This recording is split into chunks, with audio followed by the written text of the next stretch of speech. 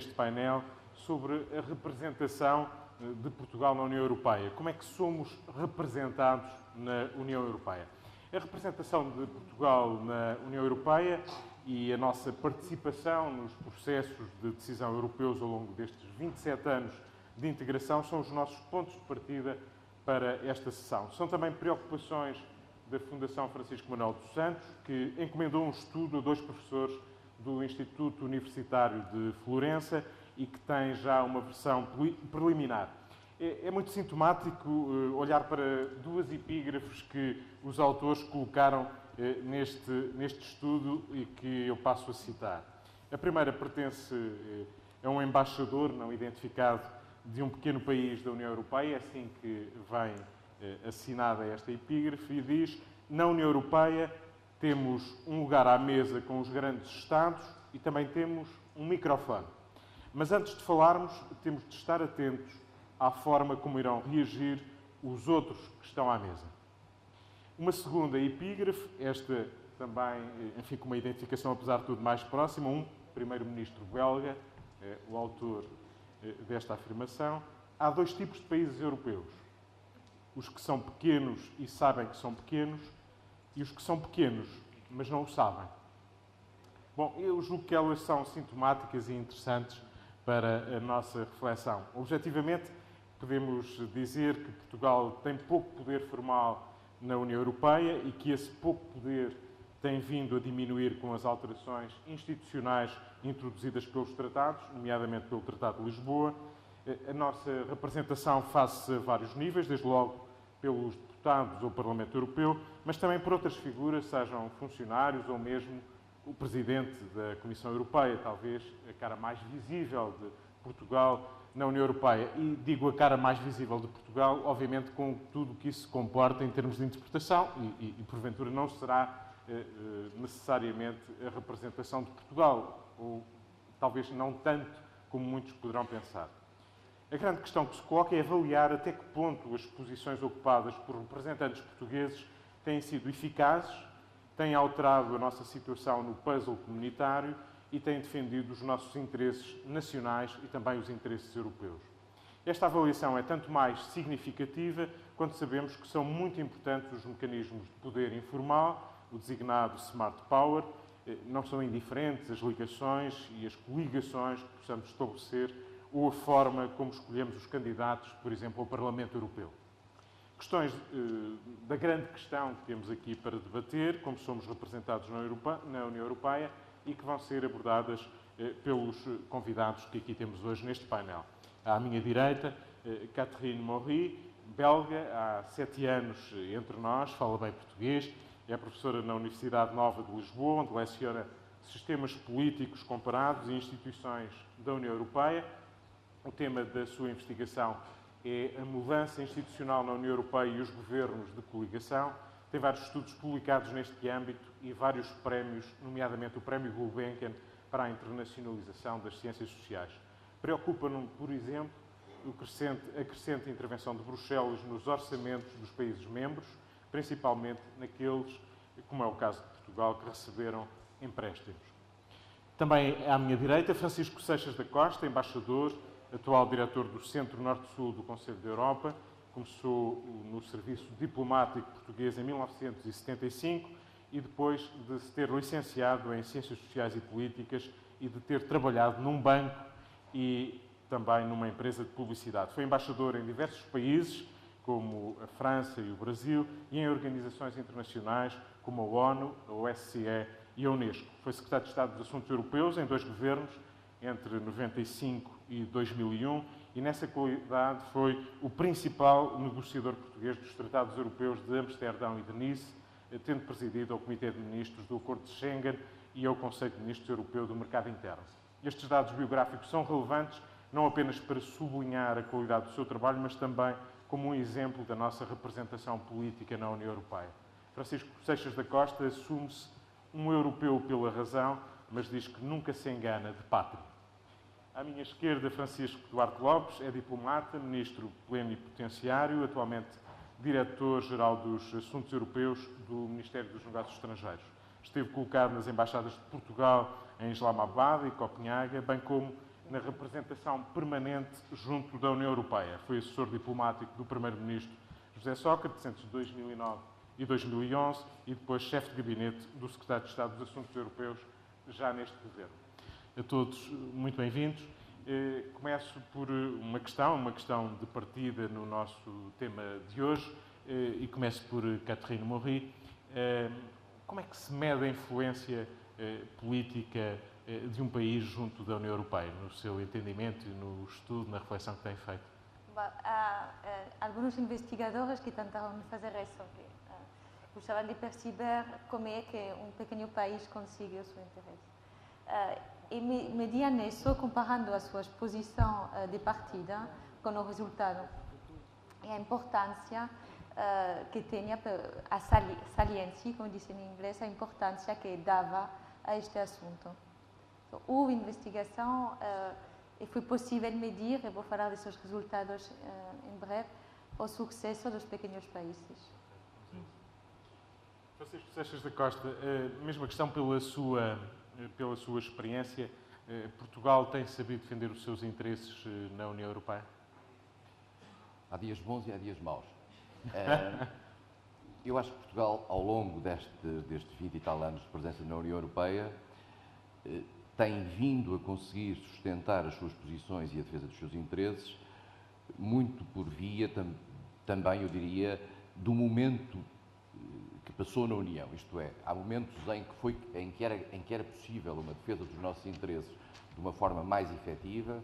Não vale a pena esconder que, a partir do momento em que o alargamento da União Europeia se processou e a partir do momento também em que, eu diria que alguma marginalização, alguma periferização dos interesses médios portugueses face aos interesses médios da União se começou a processar ou se começou a agravar, Portugal tem mais dificuldades e, na situação atual, mais difícil ainda é por razões de debilidade no plano económico ou financeiro. Mas, em saldo global, eu diria que a presença de Portugal na União Europeia conseguiu, ao longo dos anos, defender de forma capaz e eficaz, isto independentemente dos governos, isto independentemente dos ciclos políticos, os interesses portugueses no quadro europeu. Como digo, a situação hoje é talvez dos momentos mais delicados, razão pela qual eu penso que deveria haver mais política europeia, mais investimento europeu e digamos, este era o momento para nós mostrarmos uma política europeia a sério. Francisco Seixas da Costa, na sua experiência enquanto embaixador, com as responsabilidades que teve, mas também enquanto membro do Governo, neste processo que já leva 27 anos e testemunhou marcos importantes desta caminhada, mesmo nessa diferença que fez, digamos, depois deste alargamento e o antes deste alargamento, o que é que Portugal sentiu quando se sentava à mesa com os seus pares? Durante muitos anos a presença portuguesa na União Europeia estava muito marcada por alguns dossiês muito específicos. Eu não sei se os meus colegas estão aqui, alguns que trabalharam comigo nessa altura, havia uma graça que nós dizíamos em que Portugal era conhecido pela política dos 3 T's. Quando levantávamos a mão na União Europeia, era por timor, pelos têxteis ou por tacto. Esta política dos 3 T's mudou muito. Na realidade, Portugal conseguiu, a partir de uma certa altura, definir um posicionamento europeu e definir uma cultura de intervenção europeia que prestigiou bastante o país. Eu julgo que isso foi claro e que, digamos, houve um momento de mudança claramente disso e nós beneficiámos muito em termos de imagem europeia, quer da participação de alguns membros do Governo no centro das decisões europeias, quer da criação de um conjunto de técnicos em Lisboa ou em Bruxelas que conseguiram fazer a diferença e levar para dentro das instituições comunitárias uma capacidade de intervenção que nos deu prestígio e que eu diria que nos centralizou face à Europa. Quero, no entanto, dizer que esse foi outro tempo. Sinto que, entretanto, as coisas mudaram, o alargamento trouxe, de facto, uma diferença na nossa capacidade de representação. Trouxe-o no plano puramente institucional, isto é, no poder de voto. Portugal, quando entrou para a União Europeia, basta pensar que Portugal, no âmbito do Conselho, em termos do poder decisório, tinha 5 votos, para a Alemanha que tinha 10. Depois do Tratado de Nice, Portugal passou a ter 12 votos e a Alemanha passou a ter 29, a diferença não era tão grande. A Alemanha, entretanto, perdeu um comissário, tinha 2 comissários, perdeu um comissário, a Alemanha, a França, a Itália, o Reino Unido. e a Espanha. O Tratado de Lisboa, a meu ver, é um tratado, eu diria que encerra em si uma espécie de golpe de Estado institucional dentro da União Europeia, no sentido de garantir àqueles países que tradicionalmente se habituaram a gerir e a estar no centro da União a 12, a 15, para conseguirem comportar o efeito institucional do alargamento e, para isso, criaram um tratado em que o fator demográfico passou a ser um elemento fundamental no processo decisório e, obviamente, ao entrar o fator demográfico como elemento fundamental no poder de voto, naturalmente que isso prejudica um país como Portugal. Dir-se-á, mas há outros países que não se sentem prejudicados e têm a mesma dimensão do que Portugal. Pois, mas são países que estão no mainstream da União, são países que estão no centro da União, até no centro geográfico. Países como a Bélgica, países como a Dinamarca, países como a Holanda, são países que estão protegidos pelo padrão médio de interesses que se projeta no processo decisório europeu. Nós somos um país periférico na geografia, mas também o somos no plano dos interesses. E, portanto, ao sermos um país que não tem poder demográfico, ao sermos um país que sistematicamente se coloca um pouco fora deste mainstream da União, mais difícil se torna defendermos os nossos interesses. E tendo particularmente em conta que o Tratado de Lisboa provocou o enfraquecimento de uma instituição que tradicionalmente tinha bastante em conta os interesses dos países fora deste mainstream central, nós naturalmente perdemos com esse poder, com essa quebra da Comissão. Hoje em dia, à mesa do Conselho de Ministros, nós temos o nosso poder degradado. Não vale a pena sobre isto ter a mais pequena dúvida. Seria possível fazer de outra maneira? Provavelmente Portugal não teria tido outra possibilidade, outro comportamento possível durante a negociação do Tratado de Lisboa.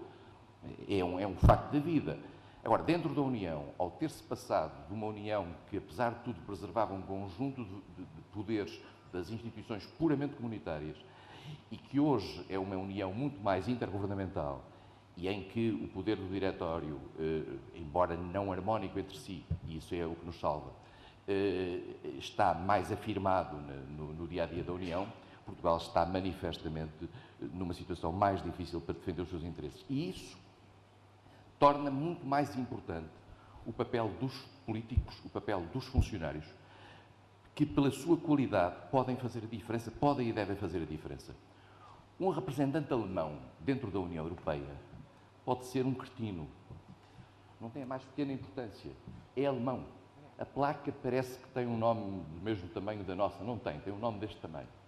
Um representante português tem que ter uma capacidade para fazer a diferença. E muitas vezes muitos funcionários portugueses fazem essa diferença. E às vezes nós mudamos um funcionário de um setor para o outro e de repente nós damos conta que perdemos rapidamente a influência criada, as redes criadas, as ligações criadas. E, portanto, isto também é válido para os políticos. Eu gostava de dizer uma coisa, que há muitos políticos portugueses, e nós vimos isto ao longo dos anos, podemos fazer quase uma avaliação da representação política em Bruxelas. Há muitos políticos portugueses que não levam a sério a representação portuguesa em Bruxelas. Há muitos ministros que não vão a Bruxelas. Há outros que é melhor que não tenham ido, porque quando lá foram, às vezes não fizeram grandes figuras. Mas há outros que fizeram a diferença. Há muitos ministros que foram capazes, ao longo destes anos, de ter um papel fundamental e de mostrar a diferença de Portugal. E de conseguir, essencialmente, fazer uma coisa, que é fazer perceber aos outros os nossos interesses. Não é impô-los, é fazer perceber, caso a caso, a cada país, o que são os interesses de Portugal e o porquê desses interesses. Francisco Duarte Lopes tem responsabilidades oficiais de Diretor-Geral dos Assuntos Europeus no Ministério dos Negócios Estrangeiros, também já esteve na representação permanente, conhece bem os meandros da representação e do poder e da negociação no seio da União Europeia. Esta perda de representação formal do peso de Portugal no seio da União, sente-se hoje no seu trabalho de forma, digamos, muito clara? Não muito. Eu não estou muito de acordo com esta descrição da perda de poder de Portugal no âmbito das instituições europeias. Houve, de facto, por via do alargamento, como o embaixador Sejas da Costa disse, uma reorientação dos votos no Conselho. Tinha que haver, porque no momento em que passámos, no nosso caso, de 12 para 15, depois de 15 para 25, para 27 e para 28, obviamente, nós não podíamos manter a percentagem de poder nas decisões do Conselho que tínhamos. Mas há outros fatores a ter em conta. Há outros fatores a ter em conta, nomeadamente uma visão mais alargada do poder da União. À medida, por exemplo, que os tratados foram concedendo mais poder ao Parlamento Europeu, nós temos que incluir nesta análise do poder que um país como Portugal tem no âmbito da União Europeia, os deputados portugueses ao Parlamento Europeu.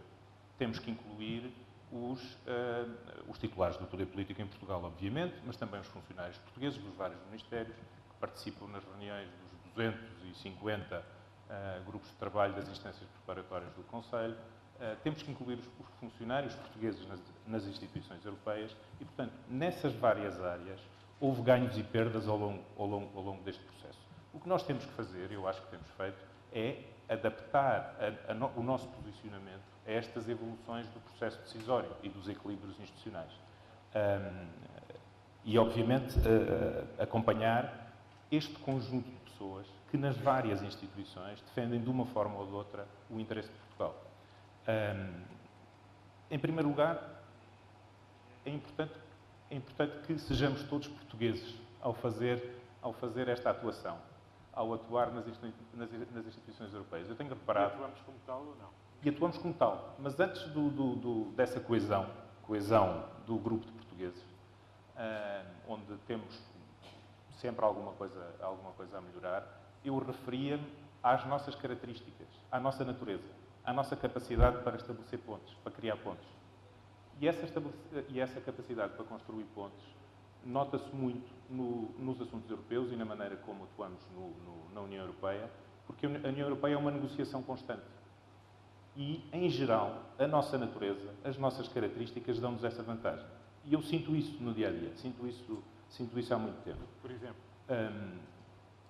exemplo?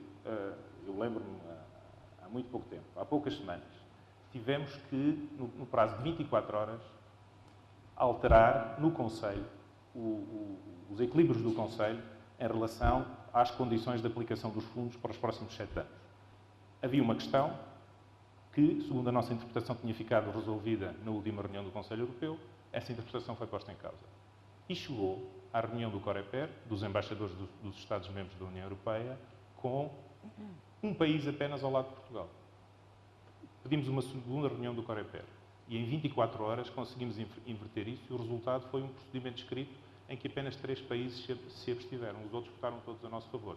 E fizemos isso em 24 horas, utilizando, naturalmente, as nossas presenças nos Estados-membros, que são muito importantes. Ou seja, aquela ideia de que as embaixadas dos países membros da União Europeia nos outros Estados-membros já não servem para nada. É uma ideia que normalmente é veiculada por quem não tem esta experiência diária da negociação. Essas presenças são muito importantes e são muito importantes, por exemplo, em situações como estas e tirando partido do resto das redes portuguesas na União Europeia em geral. Mas depois, para nós, é muito importante, como para outros países da nossa dimensão, que o sistema institucional se mantenha o mais possível em equilíbrio. Ou seja, como o embaixador Seixas da Costa disse há pouco, que nas várias revisões dos tratados, que têm que distribuir o número de deputados, que têm que distribuir o número de votos no Conselho, que alteram, por vezes, a composição da Comissão, que os Estados de pequena e média dimensão mantenham um espaço, uma margem de atuação. E nisso Portugal tem dado o exemplo, porque nós temos sido sempre, há muitos anos, que somos dinamizadores de grupos de Estados-membros com interesses comuns, normalmente tentando preservar o máximo desse equilíbrio institucional que dê margem de manobra aos Estados pequenos e médios. Só mais três pontos. Para nós é muito importante também que o processo decisório da União Europeia se mantenha o mais próximo possível, que siga o mais possível o chamado método comunitário. O método comunitário que tem a Comissão no centro, que é, de facto, a instituição europeia com a capacidade de melhor interpretar o interesse europeu. De ouvir todos, porque a Comissão tem membros do colégio de todos os Estados-membros e depois de assegurar que ao longo do processo decisório, enquanto as propostas são discutidas no Conselho e no Parlamento Europeu, esse interesse, essa linha de referência do interesse europeu vai avançando e tem ganho de causa. Depois, no nosso caso, é também muito importante que tenha havido sempre um consenso nacional muito alargado à volta dos interesses, em termos de integração europeia. Para quem trabalha em defesa dos interesses nacionais na União Europeia, é muito importante sentir esse apoio global. Sentir que a sociedade portuguesa, que o espectro político nacional está, em geral, de acordo sobre as grandes questões da integração europeia. E isso ajuda a que também, por exemplo, no Parlamento Europeu, voltando à sua pergunta, à sua última pergunta, todos os portugueses atuem de uma forma muito coesa. Eu sinto que, independentemente dos partidos a que pertencem os deputados europeus, os deputados portugueses do Parlamento Europeu, quando estão em causa questões muito importantes para Portugal, os deputados ao Parlamento Europeu agem em conjunto, atuam em conjunto e atuam normalmente de forma muito próxima com o Governo e os funcionários portugueses. Último ponto, acho que também é importante para nós, para mantermos o maior grau possível de poder e de importância, de influência nas instituições europeias e no rumo que a União Europeia vai levando, continuarmos a fazer parte dos estádios mais avançados da integração europeia. Isso nota-se também no dia-a-dia. Um país que é membro do euro, que está em Schengen, que está na livre circulação de pessoas, que não tem muitas exceções na sua participação no todo da União Europeia, é um país que tem mais margem para atuar. E é um país que também é mais respeitado pelos outros e de que os outros precisam mais. Portanto, isso também é importante para a nossa influência na União Europeia. Catherine Morri, estas mudanças institucionais que tem observado e tem acompanhado, desequilibraram ou não a relação que há entre os vários Estados da União Europeia e particularmente em relação aos pequenos e médios países? Qual é a observação que faz, sobretudo o caso português, que é o que nos preocupa? Importa distinguir entre duas dimensões, a dimensão formal, as regras formais que mudaram, e a mudança informal. Do ponto de vista formal, com o Tratado de Lisboa, os pequenos países, incluindo Portugal, perderam no sistema de voto, com a abolição da presidência do Conselho Europeu rotativa, que era sempre uma oportunidade para os pequenos países empuxar as suas prioridades. Então, na introdução de um presidente do Conselho Europeu permanente, houve uma perda formal de influência dos pequenos países. Mas não há que sobrevaluar essas perdas, porque no final vota-se muito pouco na União Europeia. Só que 20% das vezes vota-se, tenta-se chegar a um consenso. O que poderia preocupar mais para Portugal é o uso o menos uso das instituições formais. Um pequeno Estado dentro da União Europeia tem uma voz, está considerado com consideração, está sobre-representado, a Comissão muitas vezes é amiga dos pequenos países. Se há, e o que estamos a observar muito com a crise econômica, é esta necessidade de fazer respostas ad hoc e rápida ao que está a acontecer, se há, como estamos a observar, uma tomada de decisão que tomam-se fora das instituições, que tomam-se pelos governos nacionais, há uma monopolização dos países mais grandes. Como podemos observar em todas essas decisões econômicas que foram tomadas, onde a influência da Alemanha foi óbvia. E esta crescente importância do Conselho Europeu, dos governos nacionais, perdida em contrapartida da importância da Comissão, penaliza Portugal. E compensamos essa perda de poder formal com poder informal, com o tal smart power, isto é, as corporações, outro tipo de representação que temos no seio da União, os nossos funcionários, a massa crítica que colocamos ou não colocamos na máquina da União Europeia tem sabido compensar ou não? Neste momento, Portugal, sendo na situação que é, direi que não. Sobre-endividado como está, tem uma margem de manobra muito limitada, também porque esta capacidade que tinha Portugal de utilizar o seu prestígio, a sua perícia, foi diminuída na posição difícil econômica em que está. Embora outra vez não há que ver que todas as políticas que são tomadas agora são impostas pela União Europeia, que há muitas. A crise também para Portugal abre uma janela de oportunidade para fazer reformas que os decisores queriam fazer. Para voltar à investigação da que falei, houve um investigador alemão que tentou perceber qual dos pequenos países era melhor a defender os seus interesses. E uma das perguntas que podemos colocar é: há pequenos países que são melhores que Portugal para fazê-lo? E eu fiz contínuo dos 19 pequenos países, pus de um lado os melhores, os que conseguiam ser ativos, ganhar nas negociações, persuadir os outros que tinham razão. E neste grupo dos líderes havia Luxemburgo, os mesmos que cito, Luxemburgo, Holanda, Bélgica, Dinamarca. E no outro lado havia Estônia, Grécia e Bulgária. E na sua investigação, Portugal ficava no meio. Então, não é tão mal, mas talvez poderia fazer melhor. E que diferença faz para Portugal ter um português à frente da Comissão Europeia? Na prática, não sei, acho que os colegas também melhor. Em teoria, pelo menos, pode permitir, pelo menos a transferência de informação é muito importante para um país pequeno, definir a sua posição e o seu interesse nacional no princípio das negociações. É mais efetivo.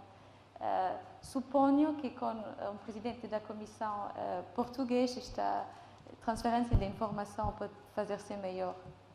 Francisco Seixas da Costa, a mesma pergunta. Bom, eu acho que não foi negativo Portugal ter um Presidente da Comissão Europeia.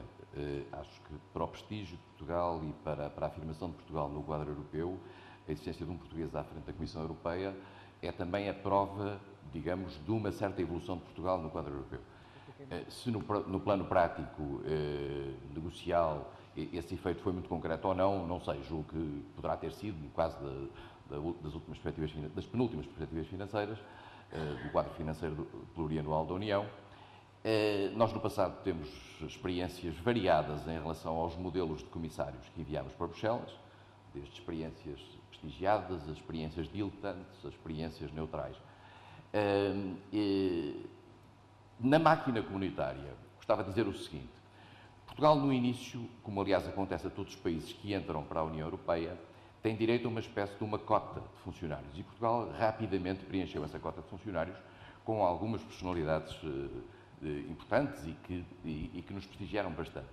Muito rapidamente, a maioria desses funcionários acabou por ser chamada a funções no governo em Portugal, o que fez com que, de repente, nos decapitássemos ao final de vários anos e até que, digamos, uma nova geração, digamos, pela capilaridade tradicional dentro das instituições, quer da Comissão, quer do Conselho, voltasse a subir, nós tivemos ali um período de transição em que a nossa representação dentro da Comissão e no Conselho poderá ter tido algumas fragilidades. Todos nós procuramos, ao longo destes anos, trabalhar com esses funcionários e encontramos dois tipos básicos e polarizados de funcionários. Os funcionários que, não obstante quererem manter a sua independência como funcionários internacionais, souberam, digamos, criar uma relação de lealdade relativamente ao país de onde vêm, e não vale a pena aqui ter ilusões. Costumava-se dizer que o mais importante dentro da União Europeia é ter uma máquina de fotocópias. É evidente que é importante ter os documentos a tempo e horas. É evidente saber o que é que se está a planear dentro da Comissão. É importante sermos informados disso, porque os outros países o fazem dessa maneira. Não vale a pena pensarmos que devemos ser naifes e estar ali com um ar de neutralidade total. Mas funcionários encontrei ao longo destes anos, infelizmente, que se quiseram afastar da administração portuguesa. Porque dizem, nós fizemos a nossa própria carreira, não tivemos nada a ver com o Estado português e, portanto, somos funcionários internacionais. Encontrei mesmo funcionários que chegaram a tentar fazer esquecer que eram portugueses, porque achavam que isso prejudicava as suas próprias carreiras dentro do processo da União. Está tudo. Digo que, maioritariamente, os funcionários que encontrei foram positivos relativamente à articulação com o governo português. Eu lembro-me cá, bastantes anos atrás, se olhava para o comissário português, que quando ia para Bruxelas se dizia sempre, bom, eu agora não sou o comissário português, sou o comissário europeu, não estou aqui para defender os interesses de Portugal, mas para defender os interesses da Europa. Esta retórica fazia-se. É por isso que cada passar país quer dos ter um anos comissário. perdeu-se completamente. Isso quer dizer alguma coisa? Não é por acaso que cada país quer continuar a ter um comissário. Se isso fosse assim, os países prescindiam de ter um comissário. As pessoas gostam de ter um comissário, porque o comissário representa, dentro do colégio de comissários, aquilo que é a sensibilidade nacional. Mesmo em relação a assuntos que não são diretamente ligados aos interesses do país. Isso também se passa no Secretariado-Geral do Conselho, que é uma estrutura de apoio à presença dos ministros, e, portanto, e passa-se, o Francisco Duarte Lopes referiu, no Parlamento Europeu, onde nós temos, de facto, tido a possibilidade de encontrar deputados de uma forma transpartidária que colaboram com os governos. Mas vamos ser justos e já que estamos numa sessão para ser completamente transparentes, também vale a pena dizer que ao longo destes 20 e tal anos de presença da União Europeia, nós também tivemos deputados que não faziam rigorosamente nada. Também tivemos deputados que, pura e simplesmente, passeavam-se por Estrasburgo e por Bruxelas. E, portanto, cujo investimento no dia-a-dia da União e no dia-a-dia dos interesses portugueses foi nulo. E que, muitas vezes, apenas foram protegidos porque, em primeiro lugar, porque há uma falta de accountability muito grande relativamente ao que faz um deputado no Parlamento Europeu, infelizmente. Como é sabido, o Parlamento Europeu não pode ser dissolvido e, portanto, os deputados têm 5 anos e aqueles que não trabalham têm ali uma sinecura durante 5 anos. Agora, temos deputados fantásticos, temos deputados que têm marcado a diferença e que têm feito a diferença da imagem de Portugal e que nos têm ajudado muito e que nos têm prestigiado muito. Agora, eu acho que os partidos políticos portugueses, que às vezes, em certas circunstâncias, mandam para Bruxelas as pessoas que não querem aqui em Portugal, talvez devessem ter, digamos, uma maior responsabilização sobre aquilo que é o trabalho que os deputados fazem. E o trabalho desde logo na escolha. Desde logo na escolha, mas isso é mensurável pelos relatórios, pelo conjunto de resoluções que apresentam, etc.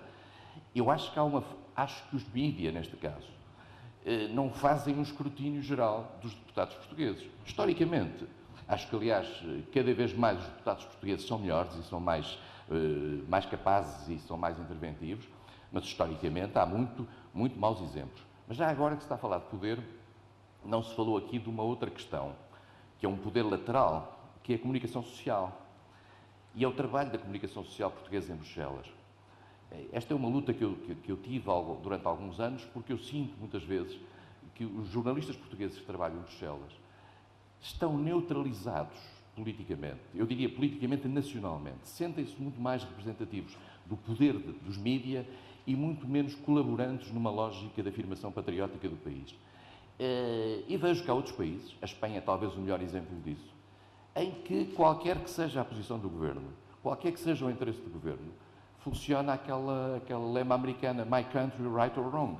E os jornalistas estão connosco. Em alguns casos em Bruxelas, e alguns colegas seus em Bruxelas sabem do que é que eu estou a falar, muitas vezes nós verificamos que os jornalistas acabaram por sublinhar, por exemplo, as fragilidades das posições portuguesas, o que nos tornou mais difíceis algumas negociações. E mais não digo. Sem querer colocar-me a defender em causa própria, direi que tenho dúvidas sobre a posição do jornalismo sobre isso, no sentido inverso, mas enfim, não é sobre isso diretamente que queremos falar aqui, nem estou nesse papel. Queria colocar-lhe uma questão que é mesmo em relação à diferença que faz ou não faz ter um Presidente da Comissão Europeia português e nas suas funções, se isso, enfim, como dizia a Catherine Morri, seja pela informação que pode ficar mais ao dispor a tal máquina de fotocópias, para citar as palavras do embaixador Francisco Seixas da Costa, isso faz diferença? Faz. 2 pontos muito rapidamente. Na sequência do que foi dito antes, é claro que todos os países precisam de ter um comissário, precisam de ter alguém no nível mais alto da Comissão que assegure que a Comissão, quando decide, possa ter em conta de alguma forma a situação, a posição dos vários Estados-membros, dos vários sistemas jurídicos, das várias formas de organização social dos Estados-membros. E, portanto, pela mesma ordem de razões, também para qualquer Estado-membro é bom ter o Presidente da Comissão. Se é bom ter um Comissário, também é bom ter, dentro do Colégio de Comissários, o Presidente. O segundo ponto é para voltar a esta negociação permanente, que são os assuntos europeus e a participação de Portugal na integração europeia. Há um fator de que muitas vezes não se fala muito, mas que é um fator mais ou menos imediato, que é a posição dos outros Estados-membros e das instituições em relação a Portugal, em cada dossiê que está a ser discutido nessa altura, sabendo que o Presidente da Comissão é português. Ou seja, nós podemos até não ter benefícios diretos, imediatos, mas há, na mente de quem negocia connosco, do outro lado da mesa, a noção de que o Presidente da Comissão é da nacionalidade deste país. Portanto, muitas vezes haverá outras em que há obviamente, vantagens mais tangíveis, mas esta vantagem imediata, não tão tangível, mas permanente, é também importante. Eu acho que demonstra bem porque é que é importante ter um Presidente da Comissão Portuguesa. Eu queria só referir muito rapidamente... Também para... sim, 3 pontos. Os parlamentares portugueses, os deputados. Na sequência do que disse o embaixador Seixas da Costa, hoje em dia não é tão fácil ter deputados ao Parlamento Europeu, sejam portugueses ou sejam outros, que sejam demasiado discretos, eu diria, em Estrasburgo e em Bruxelas. Porquê? Porque o Parlamento Europeu foi ganhando poderes.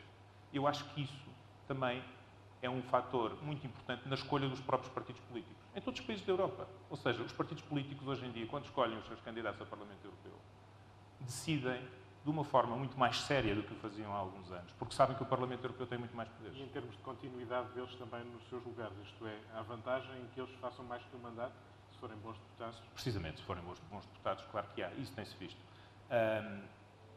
Depois, uma referência rápida aos funcionários. Nós tivemos, de facto, por via dos sucessivos alargamentos, um hiato, quase um buraco nos funcionários portugueses que temos nas instituições, a média etária muito alta, porque durante muitos anos as instituições tiveram a obrigação legal, de contratar funcionários dos nossos Estados-membros.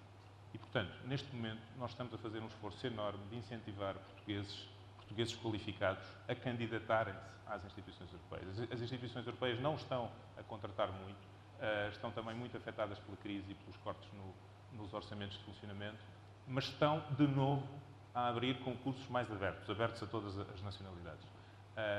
Há uma iniciativa recente do Ministério,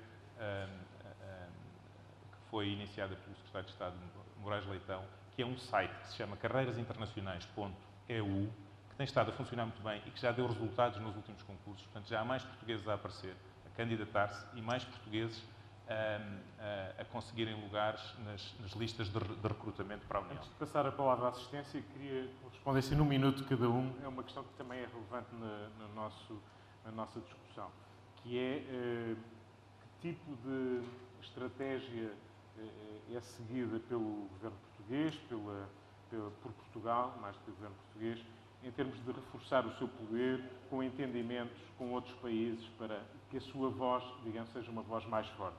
E pergunto isto no contexto em que estamos com mais dificuldades em afirmar a nossa voz, dada a nossa debilidade muito por via do peso dos credores na nossa vida cotidiana.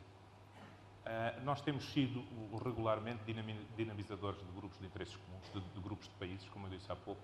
Fizemos isso, por exemplo, na Convenção Europeia, em que dinamizámos um grupo que se chamava nessa altura de like-minded, que num contexto muito difícil, porque estavam a ser muito atacadas as margens de manobra dos países pequenos e médios, conseguimos, por exemplo, manter alguma margem para a presidência rotativa, isso resultou do trabalho desse grupo. Conseguimos manter a igualdade na representação dos Estados-membros na Comissão Europeia, que eu acho que foi talvez o principal resultado desse grupo de países like-minded. E agora um segundo exemplo, nas negociações do quadro financeiro plurianual da União, em que dinamizámos o grupo dos Amigos da Coesão para que, num orçamento também em perda, também em contexto muito difícil, porque foi a primeira vez que os valores globais do orçamento da União para 7 anos baixaram, conseguir que a coesão, que é uma política da União, uma política que deve ser de todos os Estados-membros, mantivesse valores significativos. Catherine Morri, a mesma pergunta. Acho sim, aliança, persuasão, antecipar na agenda setting são estratégias que provam ser vincentes. E sente que Portugal tem procurado alianças, entendimentos, coligações com outros países Em perspectiva comparada, menos que outros. E mais que outros também. Francisco Seixas da Costa tem a mesma sensação? Tenho, em relação ao que disse Francisco Duarte Lopes, eu concordo com a primeira metade e discordo em absoluto da segunda metade. Na primeira metade, acho que Portugal, por exemplo, na Convenção Europeia, tomou, de facto, as posições corretas no sentido de se colocar, aliás, no que é o prosseguimento de uma política antiga junto de Estados de pequena e média dimensão, no sentido de fazer prevalecer certos interesses e conseguiu, por exemplo, a questão da igualdade dos Estados, que é um elemento de natureza um pouco retórica, mas que, de certo modo, é simbólico e é importante. Já não tenho a mesma opinião relativamente à negociação das últimas perspectivas financeiras. Eu sou muito crítico relativamente ao modo como Portugal saiu desta negociação e, mais do que isso, sou muito crítico ao modo como Portugal entrou nesta negociação. Mas isso compreenderei que terei que estar em completo desacordo com o Francisco Duarte Lopes. Acho que Portugal não fez as opções certas, não fez a colocação no terreno certa em matéria negocial.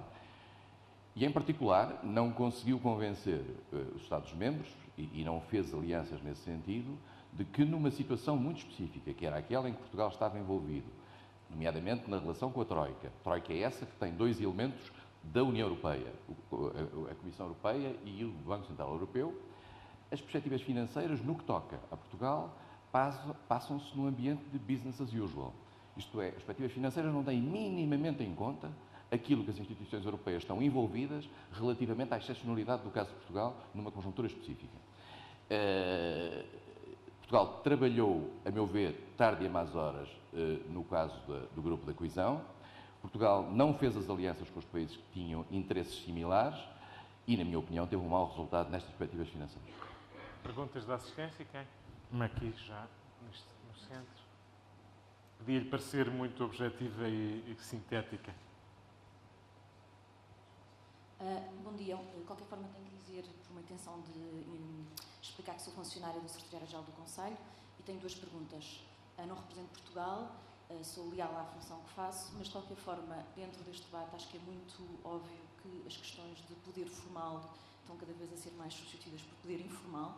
E tenho uma pergunta ao Dr. Francisco Duarte Lopes, que é: qual é realmente a política do Estado português, do Governo, de apoio ou de reforço das relações com os funcionários europeus, sendo que, e isto não tem a ver com as carreiras dos funcionários europeus apenas, que é perfeitamente legítimo, as pessoas querem ter melhores carreiras, mas porque, como dizia o Sr. Embaixador, cada vez mais o que se passa é fora da sala de negociações, e não é só para Portugal, a perda de poder formal não é só para Portugal, em geral, a forma como as coisas estão a passar com o alargamento.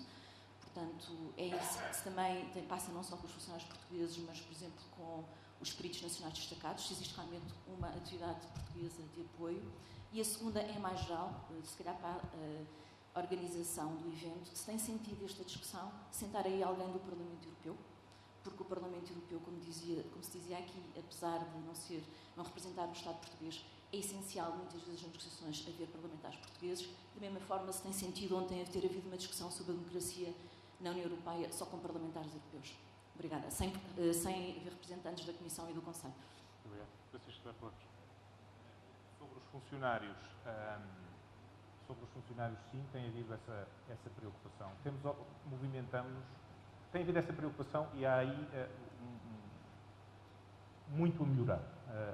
Acho que temos que melhorar muito os contactos, especialmente com os funcionários da Comissão, mas obviamente com os funcionários de todos os portugueses de todas as outras instituições europeias. Mais uma vez, com uma atenção especial neste momento aos funcionários portugueses no Parlamento Europeu, precisamente por causa dos poderes acrescidos do Parlamento Europeu. Se me permite, só uma palavra sobre a negociação das perspectivas financeiras, ou posso lá voltar depois? Depois. Está bem. Mas, sobre a outra questão, enfim, se interpreto bem a organização, nós não temos, quem está aqui sentado, representantes de instituições. Obviamente podemos debater tudo o que entendermos, seja do Parlamento Europeu ou de outras instituições.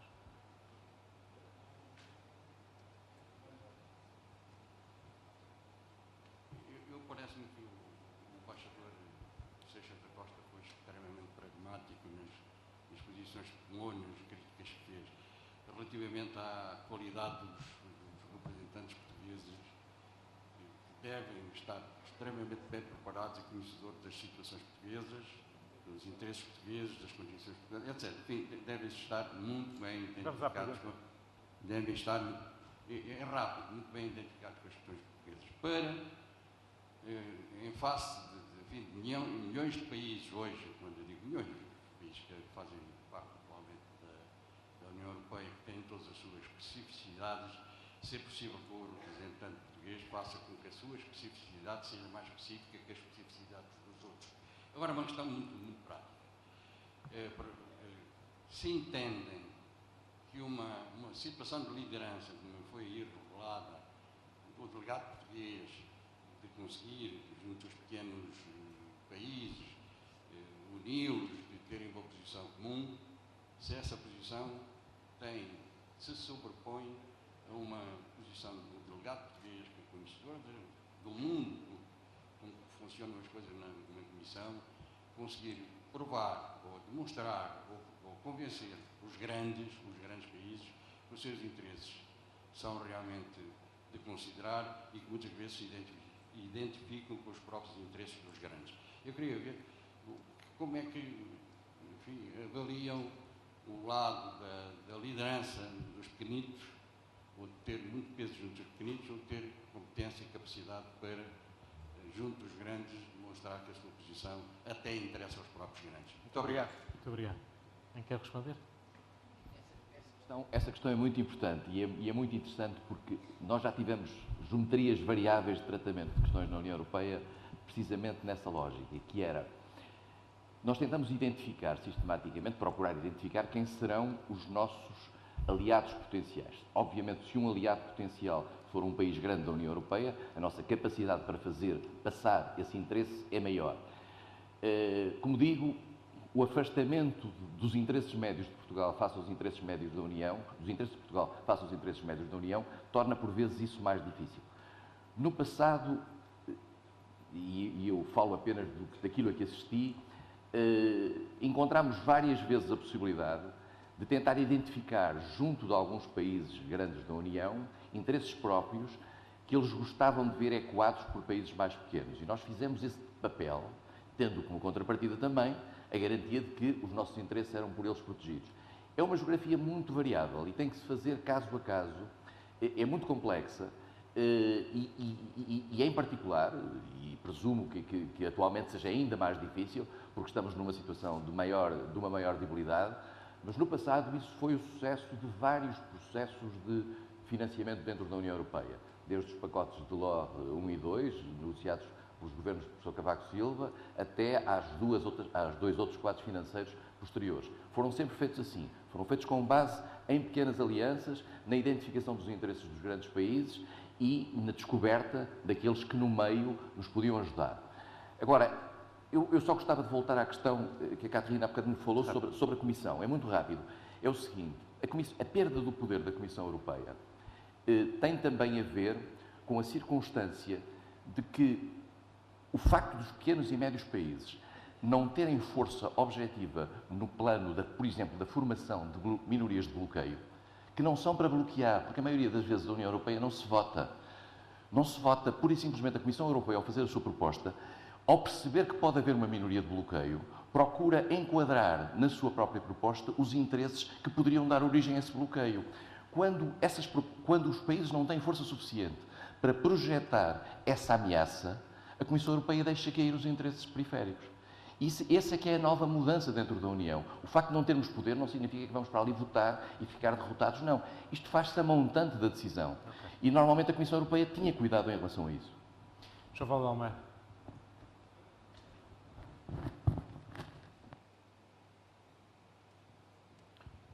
Muito obrigado. Eu não tinha a intenção de intervir neste debate, porque, enfim, acho que não faz muito sentido. Mas, enfim, estimulado pela discussão... Faz todo sentido, até pela sua própria experiência em Bruxelas e agora nos Estados Unidos. Estimulado pela discussão, 2 ou 3 comentários. O primeiro, eu acho que no seguimento do debate desta manhã, nós temos uma obrigação moral, política, institucional e patriótica de projetar a imagem de Portugal no mundo e defender o interesse de Portugal na Europa. Eu acho que isso faz com 3 coisas: qualidade, qualidade e qualidade. Qualidade das pessoas, qualidade dos argumentos e qualidade tático-estratégica. Isso acho que é uma obrigação, mais uma vez, moral, patriótica, nacional. Isso passa-se a todos os níveis. E qualquer ato, qualquer gesto, qualquer palavra de alguém que, ou seja português ou represente Portugal, contribui, positivo ou negativamente, para esse objetivo. Eu sou funcionário europeu há 30 anos, nunca trabalhei para o Estado português, nunca fui pago pelo Estado português, mas sinto-me português. E sinto que tenho uma modestíssima parte nesta tarefa patriótica de projetar a imagem de Portugal e defender os interesses de Portugal. E faço, com todo o gosto, neste momento, do outro lado do Atlântico. Segundo aspecto, mais difícil para mim de abordar por razões óbvias. Eu acho que nós temos que evitar o provincianismo quando analisamos a representação externa de Portugal.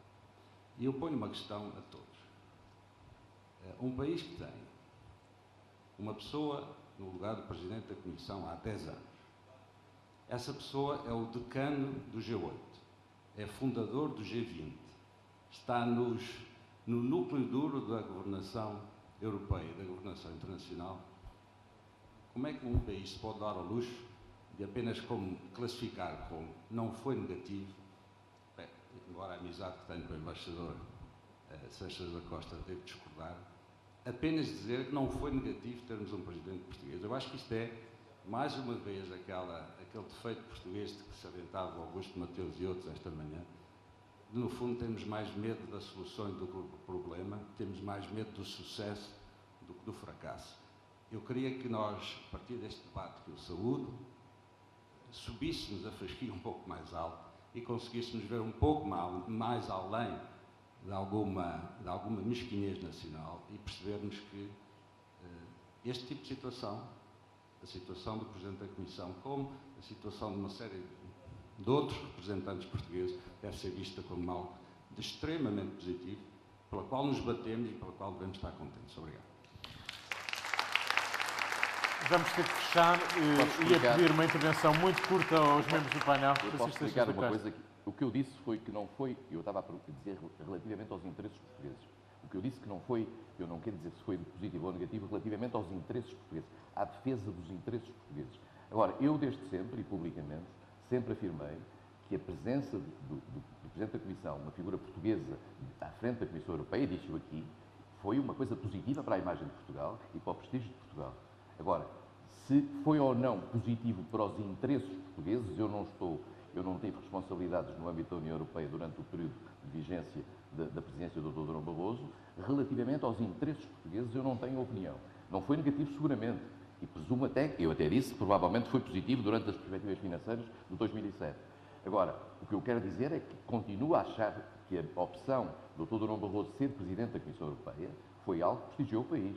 Não tenho sobre isso a mais leve dúvida e julgo que eu tinha dito antes. Catherine Morri, só para finalizar. São do princípio, que os pequenos países que sabem dizer pequenos e os pequenos países que não sabem. E é verdade, acho que isso Bélgica tem em comum com Portugal, que a vezes uma modestia exagerada não ajuda. Terminava com 2 pontos. Agora, aproveitando esta intervenção do João Valde Almeida, a propósito do que se falou aqui há pouco do contexto atual e de um possível capitis diminúcio de Portugal por estar sob programa de ajustamento. Um exemplo concreto de que nós temos conseguido ultrapassar essas possíveis consequências na nossa posição do facto de estarmos sob programa é, por exemplo, o Serviço Europeu de Ação Externa. O Serviço Europeu de Ação Externa foi criado há muito pouco tempo, apenas há 2 anos e meio, E, portanto, já a crise estava aí, Portugal estava numa situação difícil e, no entanto, os resultados em termos de colocação de portugueses, venham eles das instituições comunitárias, venham eles do funcionalismo público em Portugal, foi, sem qualquer dúvida, muito boa. Isso já foi feito muito depois do início desta crise. O último ponto, então, sobre as perspectivas financeiras. Só para fechar, e porque o embaixador Seixas da Costa referiu bem, que de facto a minha opinião aí não é a mesma, mas por uma ordem de razões que é muito simples. Primeiro, o balanço da aplicação dos fundos comunitários, ao fim e ao cabo, o verdadeiro balanço só se conhece no fim, ou seja, depois de sabermos se utilizámos bem os fundos tiveram ou não uma capacidade de melhorar, por exemplo, a nossa competitividade, que é aquilo que nós mais precisamos nesta altura. E, portanto, ainda é cedo para tirar essa conclusão e fazer essa avaliação final. Quanto à avaliação da negociação, foi o que aconteceu agora, por um lado, Portugal conseguiu diminuir menos do que a média de diminuição dos fundos estruturais, diminuirmos menos do que a média, quer na coesão, quer na agricultura. Para além disso, este acho que é um fator muito importante e um critério óbvio, a Comissão apresentou uma proposta de quadro financeiro plurianual em junho de 2011, que nós consideramos uma boa base de partida. O resultado final foi um corte sobre essa proposta inicial da Comissão, portanto, um corte que se refletiu na maior parte dos Estados-membros, e a situação de Portugal ficou acima dessa proposta inicial da Comissão. Enfim, seria uma discussão que nos levaria longe para discutirmos os fundos e o que conseguimos. De qualquer modo, não temos mais tempo. Agradeço a vossa presença e participação. De certo, talvez como síntese desta conversa, conseguimos muito em termos de representação e defesa dos nossos interesses, mas precisamos de continuar a ser muito exigentes num tempo mais difícil com todos aqueles que lutam por Portugal. Muito obrigado.